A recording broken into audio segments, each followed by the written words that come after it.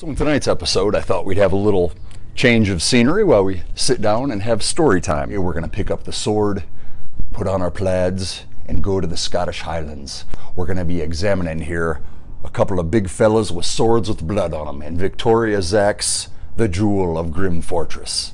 I'm Michael Foster, and this is Reaction to Romance.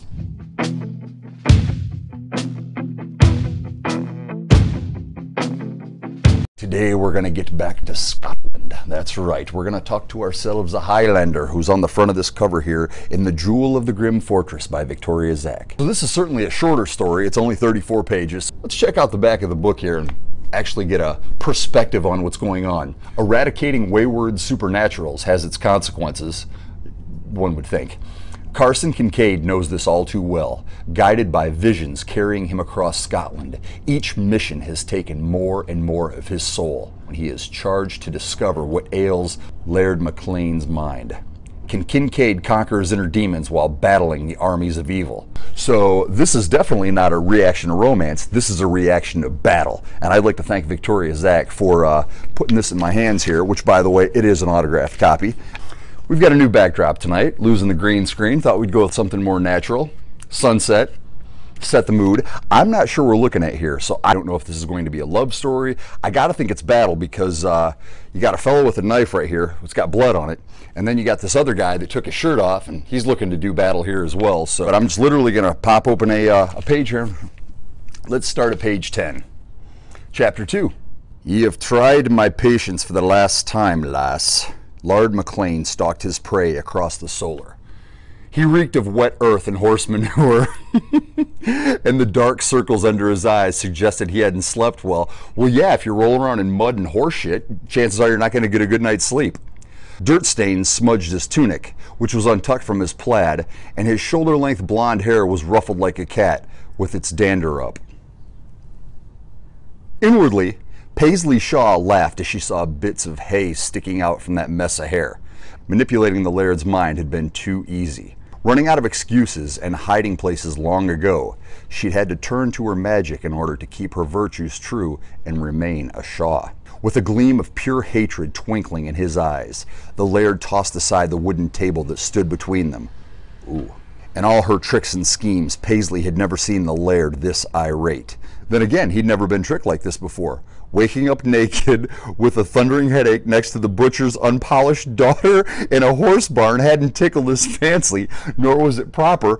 So wait a minute, let me just get this straight. The guy wakes up with a massive headache in a horse barn with the butcher's unpolished daughter? The plot thickens. A man in his position could not risk tarnishing his reputation. I actually know where that's coming from. Back when I was an educator, I tried to get out of town as much as possible when I was going to wake up in a horse barn with a thundering hangover. Being the laird of Clan Maclean, he was respected, cherished, and he defended his clan with pride. But Paisley knew him differently. Her home had once represented a prosperous and thriving druid culture where she lived happily, dabbling in herbs and spells. I wonder what kind of herbs she was dabbling in. Now it was nothing more than a grim fortress where she was held prisoner until Laird Maclean could break her fighting spirit. There were times when the laird would lock her in her bedchamber. Days would pass without even a glimmer of sunlight. It was only a matter of time before he would have his way and claim her. Well, that's a hell of a way to court a woman. Let's lock her in a dungeon so she gets no sunlight. That'll break her spirit. Sooner or later she'll come around. Then she's yours.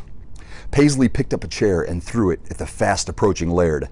Good move. He ducked as it crashed into the wall behind him. Ooh, heated lover's quarrel. Quickly he turned his head and watched the chair clatter to the ground. No more games, Paisley. Ye will marry me, or I shall see ye marry no one. Oh, okay. He unleashed a jeweled dagger and palmed it in his right hand as he slowly drew nearer, taunting her with its pointy end. We're going to leave it at that because I want to know how marriages are formed in Scotland. Does it work out this way? So is Paisley just going to say, okay, Laird, no problem. Tell you what, since you pulled a knife on me now, I'll marry you. I wasn't going to if you were just going to leave me in the cellar with only a little glimmer of light there, but since you pulled the knife on me, it's probably time that we tie the knot. Now, if you want kids, you're going to have to pull out like a sledgehammer or a giant sword or something to really up the ante, and then I'll probably give you kids too.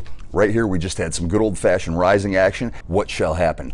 I don't know what's going to happen, but there's one thing that I can tell you for sure, is that you should go pick up a copy of The Jewel of Grimm Fortress by Victoria Zack. Thanks for watching Reaction to Romance. Be sure to like, be sure to share, be sure to subscribe, and hey, the videos will keep on coming.